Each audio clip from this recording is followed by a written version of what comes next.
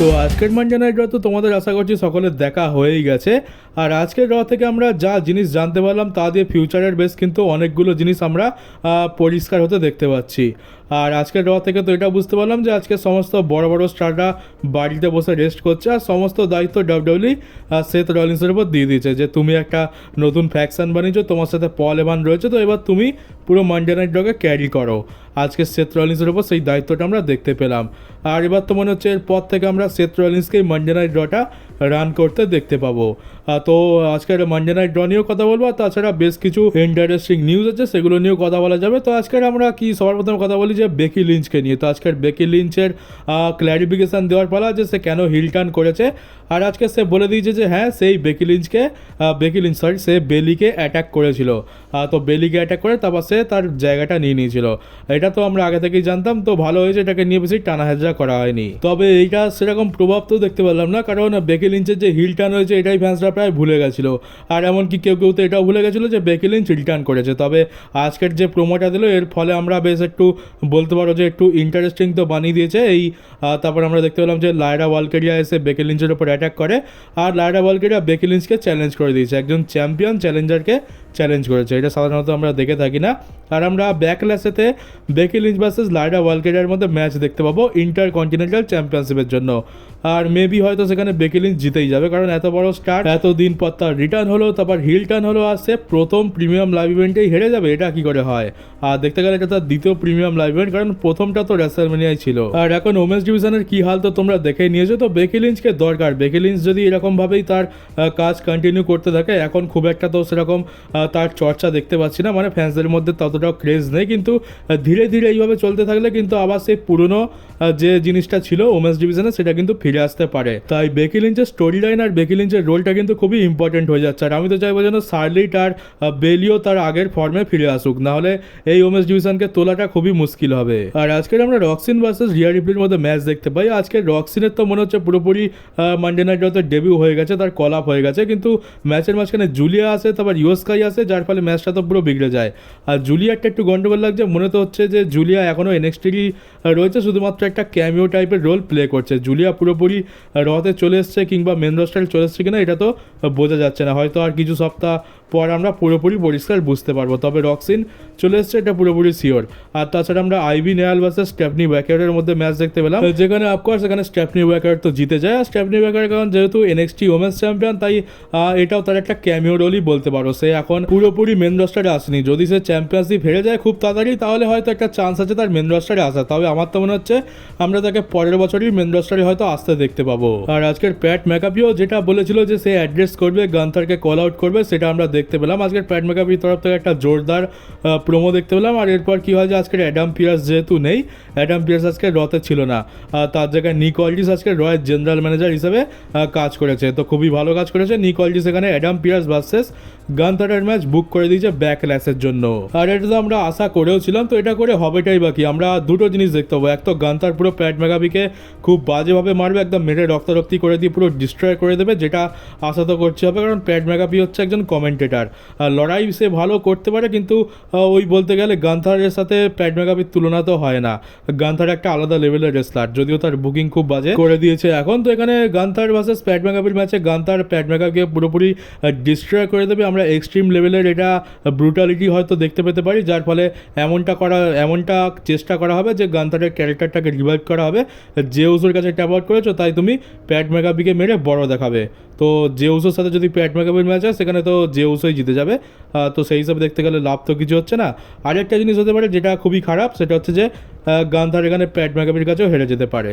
তো বলা যায় না, ডাব্লিউডব্লিউই সব কিছুই করতে পারে এখানে। তবে গান্থার যদি প্যাট ম্যাকাপিকে ডিস্ট্রয় করেও দেয়, তাও আমার মনে হয় না খুব একটা কিছু লাভ তো হবে, কারণ তুমি যে উসোর কাছে ট্যাপ আউট করে এখন একজন কমেন্টেটারকে যদি তুমি ডিস্ট্রয় করো, তাহলে এখানে বোকাটাকে তুমি না অন্য কেউ। এখানে যে উসোর কাছে হেরে তোমাকে আরও বড় কোনো স্টারকে ডিস্ট্রয় করা উচিত ছিল। রেসলম্যানিয়াতে গান্থার হেরে যাওয়ার পর ফ্যান্সদের তো এমনি বিশ্বাস উঠে গেছে, আর তার উপর যদি এরকম একটা ম্যাচ বুক করে দেওয়া হয়, তাহলে ফ্যান্সরা কেনই বা গান্থারকে সিরিয়াসভাবে নেবে। আর আমরা আমরা আজকে দেখতে পাই যে লোগান পল এখানে জেউসোকে কল আউট করেছে, আর আমরা এবার থেকে জেউসো আর লোগান পলের মধ্যে ফিউড দেখতে পাবো ওয়ার্ল্ড চ্যাম্পিয়নশিপের জন্য।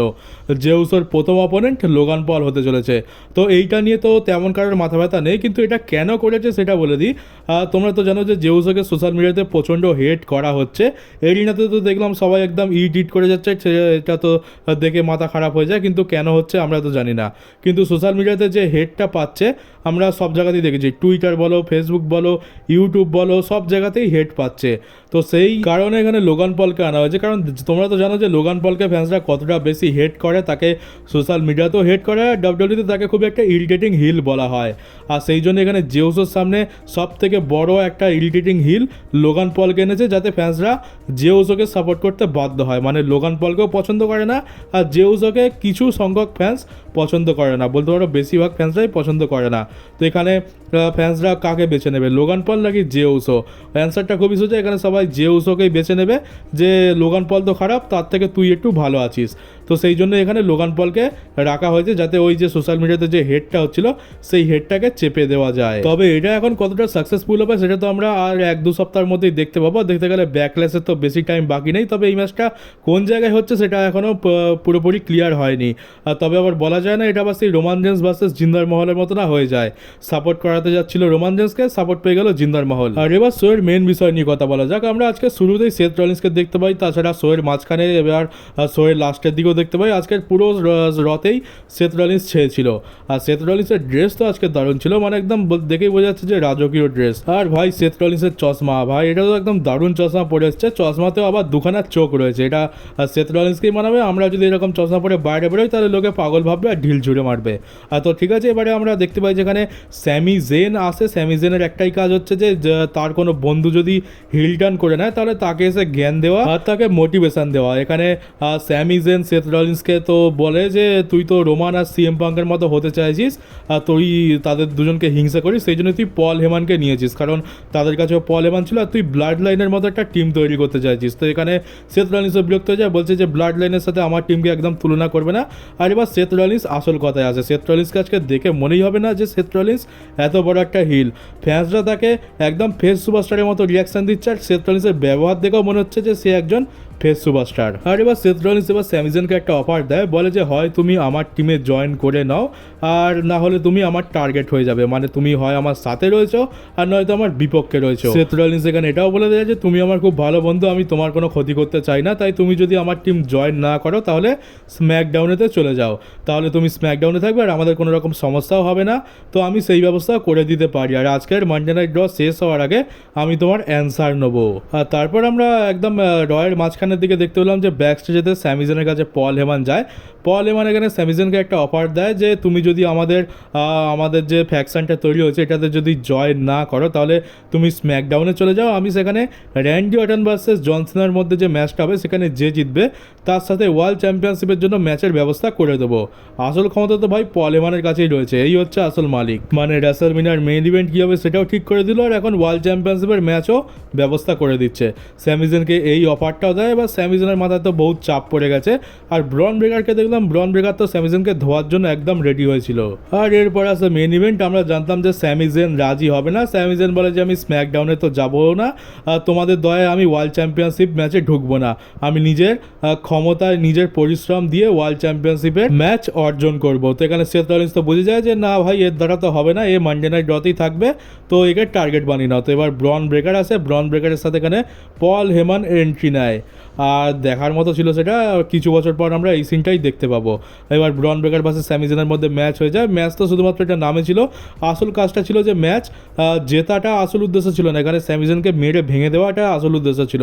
এখানে একটার পর একটা স্পিয়ার লাগে, আমি যতদূর মনে আছে 3খানা স্পিয়ার তো লাগিয়ে দেয়, তারপর রিং সাইডে দৌড়ে এসে যে স্পিয়ারটা লাগে সেটাও লাগিয়ে দেয়। অফিসিয়ালসরা আসে, তাতেও ব্রন ব্রেকার থামে না, প্রচণ্ড মার মারে, আর লাস্টের দিকে সেথ রলিন্স কার্ভ স্টম্পও লাগিয়ে দেয়। তো এখানে স্যামিজেন তো খুব বড় ভিকটিম হয়ে গেছে, মানে প্রথম টার্গেট স্যামিজেন ছিল। আর এটা একটা পুরোপুরি স্টেটমেন্ট যে যদি তুমি সেথ রলিন্সের টিমের এগেনস্টে যাও তাহলে কপালে খুব দুঃখ আছে, সবসময় সেথ রলিন্সদের পক্ষে থাকো। এই তো হয়ে গেল মানডে নাইট র। আর এখান থেকে একটা জিনিস তো আমার মনে হচ্ছে যে আমরা স্যামিজেনের হয়তো খুব তাড়াতাড়ি হিল টার্ন দেখতে পাবো, কারণ এত ভালো মানুষ এত বেশি মার খাচ্ছে এটা বেশি দিন তো হয় না। স্যামিজেনের হিল টার্নের দরকার আছে, আর আমরা টিজও পাচ্ছি যে স্যামিজেন হয়তো হিল টার্ন করতে পারে। আগেরবার তো মনে হচ্ছিল যে জেউসের সামনে হিল টার্ন করবে, কিন্তু স্যামিজেন যদি জেউসের সামনে হিল টার্ন করতো তাহলে সবাই স্যামিজেনকেই সাপোর্ট করতো, এটা আমরা জানি। তো সেই প্ল্যানটা মনে হয় ক্যান্সেল করে দিয়েছে। এখানে আমরা সেরকম একটা অ্যাঙ্গেল দেখতে পেলাম, স্যামিজেনকে পুরো ডিস্ট্রয় করে দেওয়া হলো। এবার স্যামিজেনের ডাইরেকশন কী হবে সেটাই দেখার। আমার তো মনে হচ্ছে ভবিষ্যতে আমরা স্যামিজেনের হিল টার্ন অবশ্যই দেখতে পাবো, কিন্তু এটা হচ্ছে ট্রিপল এইচের যুগ, এখানে যেটা দেখতে পাবো সেটা অনেক দেরিতে দেখতে পাই। তো মনে হচ্ছে এটাও টাইম লাগাবে, খুব তাড়াতাড়ি হয়তো আমরা হিল টার্ন দেখতে নাও পেতে পারি, কারণ ওই যেমনটা আমরা জানি যে ফিন বেলারের জাজমেন্ট ডে থেকে বের করে দেওয়া হবে, অস্টিন থিওরির ফেস টার্ন হবে, এই জিনিসগুলো 2 বছর ধরে চলছে, কিন্তু এখনও পর্যন্ত কি সেটা আমরা দেখতে পেয়েছি? দেখতে পাইনি। তো স্যামিজেনের ক্ষেত্রেও সেরকমই হতে পারে, টাইম মনে হচ্ছে লাগাবে স্যামিজেনের হিল টার্নে, কিন্তু হিল টার্ন তো মনে হচ্ছে হতে চলেছে। আর এখান থেকে তো পুরোপুরি ল্যান্ডস্কেপ দেখতে পাচ্ছি। ভবিষ্যতে সেথ রলিন্সের এই ফ্যাকশনটাই কিন্তু কম করে হলো 2-3 বছর ডাব্লিউডব্লিউইকে ক্যারি করবে। এটা একটা দারুণ স্টোরি লাইন ডাব্লিউডব্লিউ শুরু করে দিয়েছে, আর এটা ব্লাড লাইনের মতোই এন্টারটেনিং হতে চলেছে। আর স্যামিজেনের আরেকটাও জিনিস হতে পারে যে স্যামিজেন হয়তো রোমান রেন্স, সিএম পাঙ্ক এদেরকে সাহায্য করতে পারে, কারণ যেহেতু এখন স্যামিজেনের এত ব্যান্ড বাজিয়েছে, তো এখানে রোমান সিএম পাঙ্কের তো সাহায্যের দরকার রয়েছে। তো বলা যায় না, হয়তো স্যামিজেন রোমান আর সিএম পাঙ্কে জয়েন করলেও করতে পারে। তো এই তো হয়ে গেল মানডে নাইট র। আর আবার তোমাদেরকে একটা ইন্টারেস্টিং জিনিস দেখে, আজকে সেথ রলিন্সের যে আউটফিটটা ছিল, যে ড্রেসটা পরে এসেছিল, সেটা প্রথমে তো মনে হচ্ছিল যে হ্যাঁ খুবই দামি, আর যখন দাম দেখলাম তখন তো মাথা একদম চোখ কপালে উঠে গেছে। ওটার দাম হচ্ছে 12 লাখ টাকা, আমাদের ভারতীয় টাকায় 12 লাখ টাকা, আর বাংলাদেশি টাকায় তো কত হবে বুঝতেই পারছো, আরও অনেক বেশি। 12 লাখ টাকার ড্রেস পরে ভাই সেথ রলিন্স আসছে, মানে ব্যাপার স্যাপারই একদম আলাদা। আসল লাইফ তো ভাই এই কাটাচ্ছে। আর এর পরের নিউজ হচ্ছে, যেমনটা জানো যে রেসলম্যানিয়ার আগে স্ম্যাকডাউনে রে মিস্টেরিও ইনজয়ার্ড হয়ে গেছিলো, তার পায়েতে কিছু একটা ইনজুরি হয়েছিল। তো আজকের তার সার্জারি হয়ে গেছে, আর এটা হসপিটাল থেকে ফটো এসছে, এখন তার রিকভার করতে একটু টাইম লাগবে। আর ইন্ডি হার্টওয়েলকে তো তোমরা চেনো, ইন্ডি হার্টওয়েলকে ডাব্লিউডব্লিউ রিসেন্ট টাইমে রিলিজ করে দিয়েছিল, আর সেই ইন্ডি হার্টওয়েল এখন টিএনএর সাথে সাইন করে নিয়েছে। হতে পারে আমরা হয়তো কখনো তার এনএক্সটিতে অ্যাপিয়ারেন্সও দেখতে পেয়ে যেতে পারি। আর ব্রন ব্রেকারকে জিজ্ঞেস করা হয়, যদি সে কখনো কোনো সেলিব্রিটিকে স্পিয়ার মারার সুযোগ পায় তাহলে কাকে মারবে? আইসো স্পিডকে তো অলরেডি স্পিয়ার মেরে দিয়েছে, তো এখানে ব্রন ব্রেকার বলে যে সে ট্র্যাভিস স্কটকে একটা জোরদার স্পিয়ার লাগাতে চায়। ট্র্যাভিস স্কট এখন সবারই চোখের বিষ হয়ে গেছে ওই এলিমিনেশন চেম্বারের পর থেকে, বিশেষ করে ডাব্লিউডব্লিউইতে তো কেউ আর তাকে দেখতেই চায় না। তবে আমি তো তাকে প্রথমে খারাপ কথা বললেও এখন একটু সম্মান বেড়ে গেছে আর তার জন্য, কারণ রেসলম্যানিয়াতে ভাই কেউ আসেনি, শুধুমাত্র ট্র্যাভিস স্কটই এসেছিল জন সিনার সাহায্য করতে।